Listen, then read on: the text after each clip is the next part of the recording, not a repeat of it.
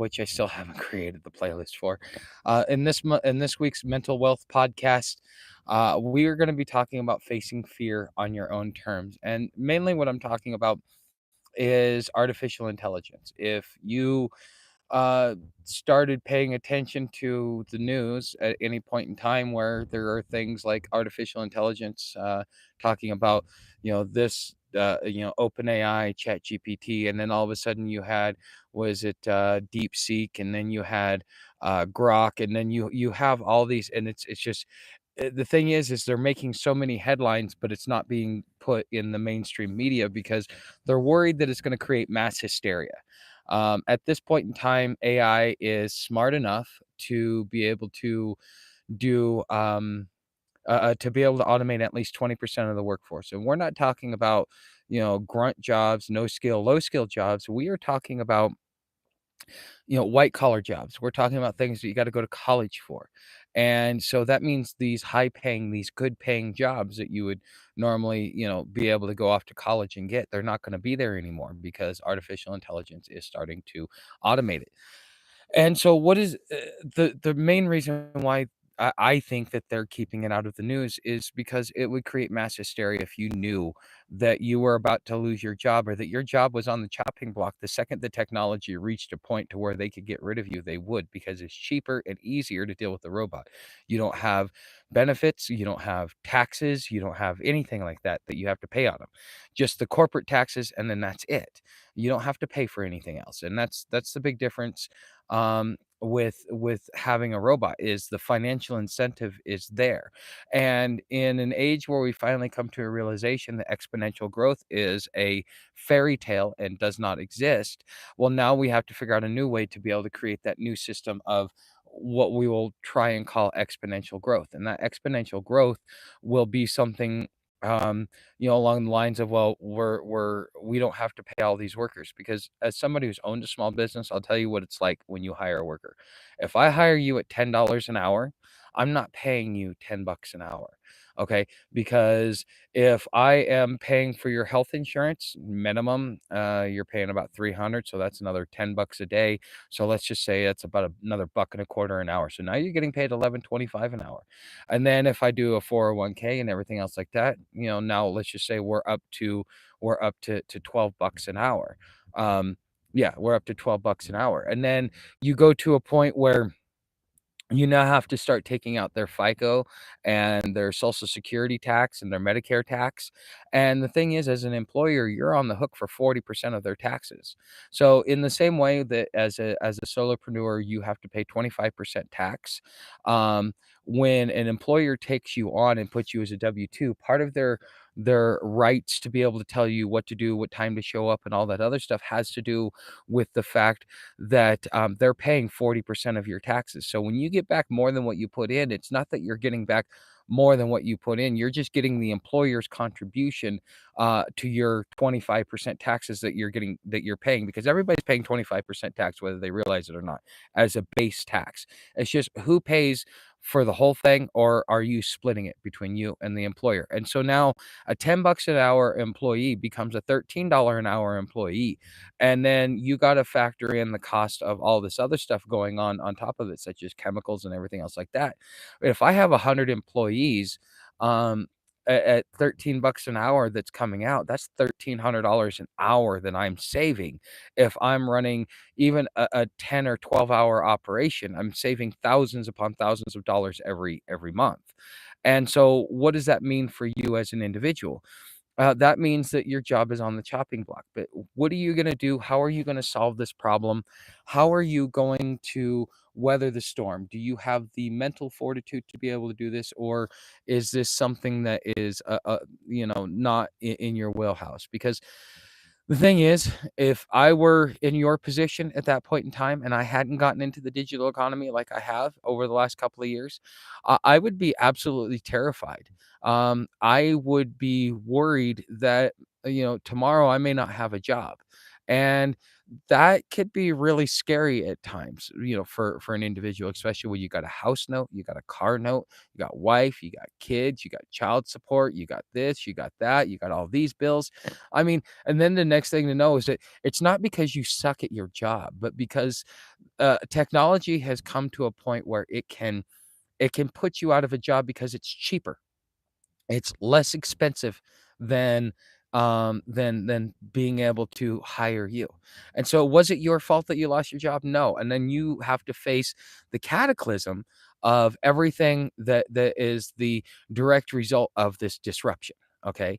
And so we're already starting to see, and I'm already starting to hear stats of this, that there are people that, because they see the writing on the walls and they've lost everything, instead of picking themselves up by their bootstraps, they're taking the easy way out, and they're jumping off buildings and all kinds of other stuff, which is not a good thing.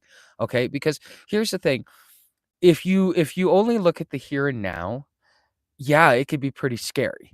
But if you're looking at things from a 1 year, 2 year, 5 year perspective, this is just a glitch, a bump in the road. There is so many different things that you can do to change trajectory. Okay. Yes, you may end up losing a lot of stuff in this process.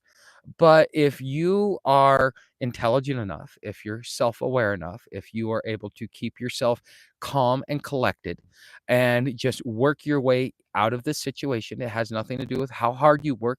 It has to do with, are you intelligent enough? Are you able to put aside your biases? Are you able to put aside all these different things that you have as an individual? Are you are you putting them aside so that you can move to the next level, or are you letting your own hangups be in the way of your potential progress, your potential survival, and your potential, being able to keep that lifestyle that you had? Are you willing to get over those hangups? And if you're not, you're going to end up being homeless eventually. That's what's going to happen, unless you're in one of those fields that is going to take a while for AI to automate. You're going to end up homeless if you don't retool. This is something that is changing the face of the world so quick that we can't even tell that it's changing because it's happening so quick. Okay.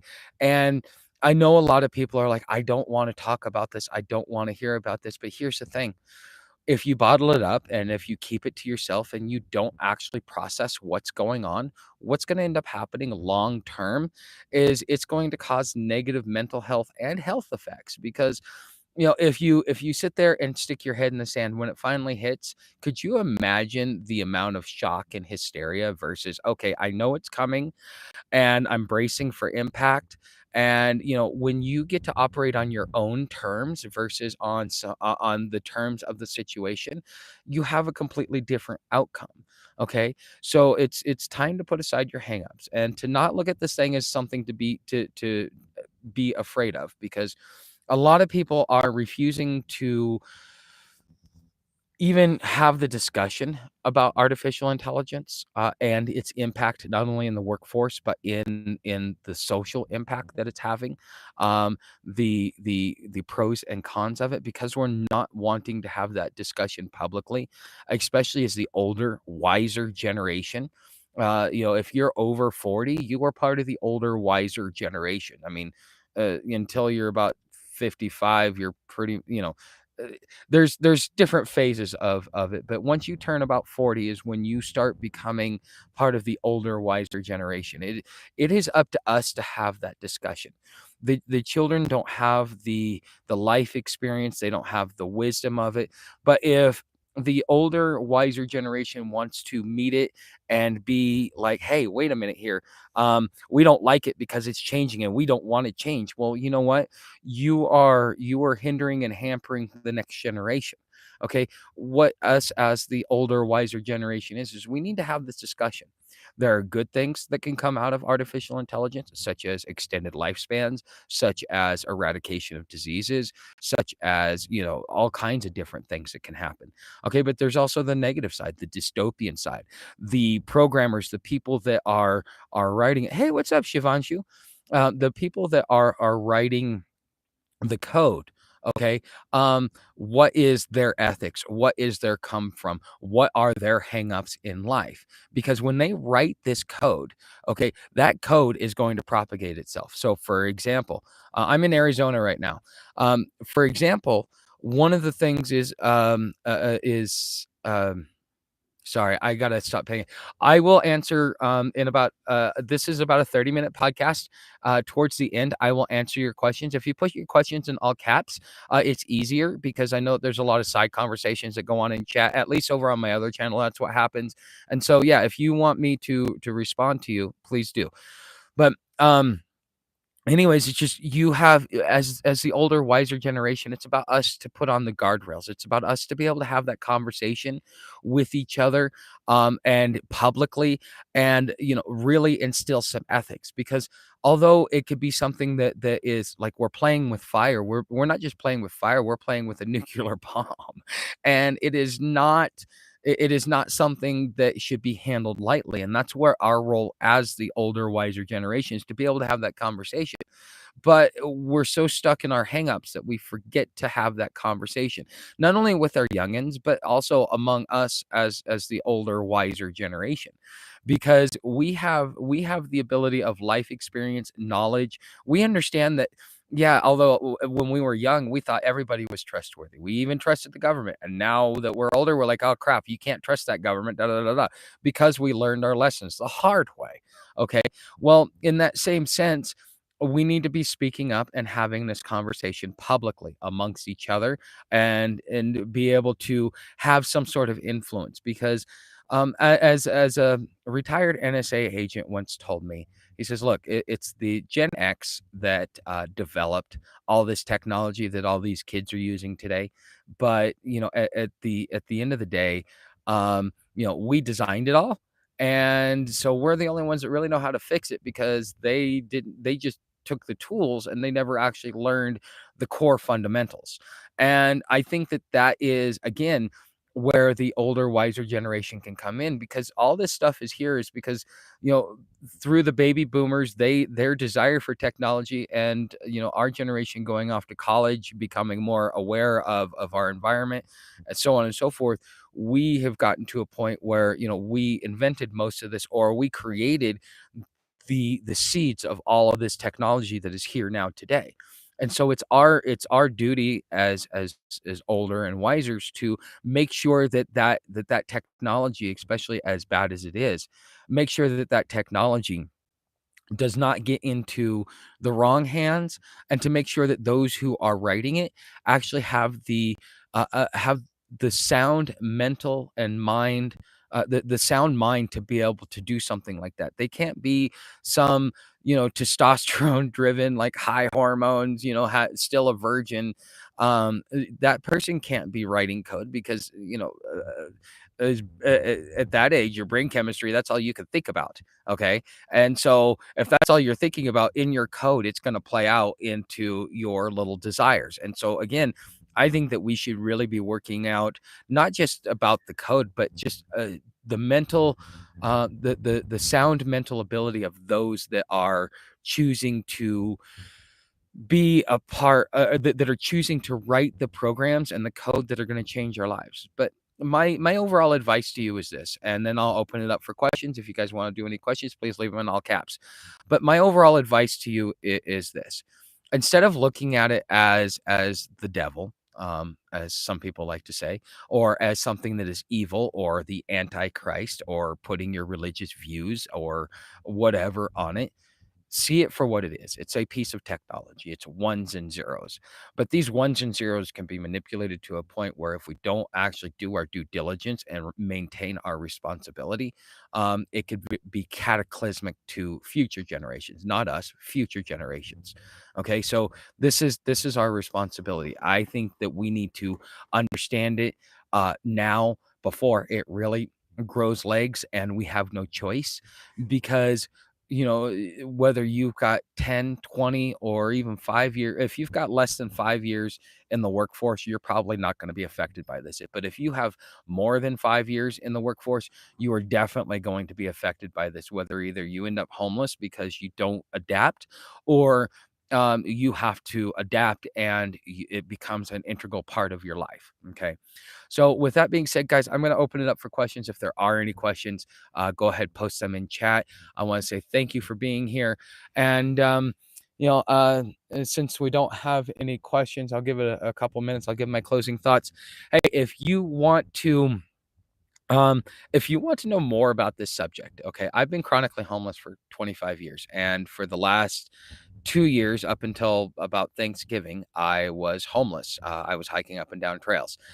But I'd been in the digital economy the whole time. That was part of my plan. That's why I chose to become homeless. And by choosing to become homeless and building my digital footprint, realizing it was going to take me some time and I was just going to have to, grin and bear it because, in a lot of ways, the odds are stacked against me. It's still fairly new, one. And two, I'm at an age where this isn't native to me. Technology is foreign. It can be somewhat intimidating, especially with the way it's progressed since the last time I was really in the IT world. And I just if you as I'm talking about this because I want to prepare people. I know that AI. Uh, so I started my original channel based upon the prediction that in the future there will be a global economic collapse that will be so bad that it will lead to the great dispossession and a whole collapse of the global economy. Okay. And so here's the thing, a lot of you are going to be dispossessed. I want to help you get the mental fortitude to survive what's going on. I wanted to teach you the survival skills in case you be homeless. Now that I'm not homeless, now I can teach you the other parts. Not only how to prepare to be homeless if you think that it's going to be on the horizon, because you'll see this coming. You'll hear through the grapevine, or you'll start looking for jobs and you'll realize that there's no jobs out there. And unemployment's only going to be around for so long. Okay. And so then, I'm going to teach you how to prepare for homelessness. I'm going to teach you how to if you become homeless, how to work the digital economy and to make money online so that you can build a business that will take you anywhere. And we will double down on making money online because that's how I've been making my money for the last 2.5 years, almost 3 years. Okay. And it is what it is, and we'll leave it at that. And then we will finish off with a full on transition into becoming a digital homesteader because the thing is with this making money online with the AI revolution, it's opening up a lot of doors for a lot of people if they take advantage of it early on, because you'll have the opportunity to get out and get an inexpensive piece of land. If you want to know where I got my land, it's openairproperties.net. Talk to Stephanie. She's an amazing person. Absolutely adore her. She's who I bought my property from. And when I expand my property, or if I want to get more property, she's going to be the person that I go through. But if you're going to become a homesteader, if this is your true goal, this is where you want to end up. Start building your footprint in the digital economy. Stop being afraid of it. Face your fears. Stop being afraid of it and just step in and do what you got to do. Because with that, now you can go anywhere. You can be off grid because they've got Starlink. And with Starlink, you can be anywhere. It's all satellite and it's just as good as fiber internet. It's phenomenal. I've used it before. It's phenomenal. And so if you're in an area where you can't get cell phone or internet, well, then you can definitely get satellite. So this opens up the door for you to become a homesteader, but you're going to be a digital homesteader in the future. Okay, that's just where you're going to be.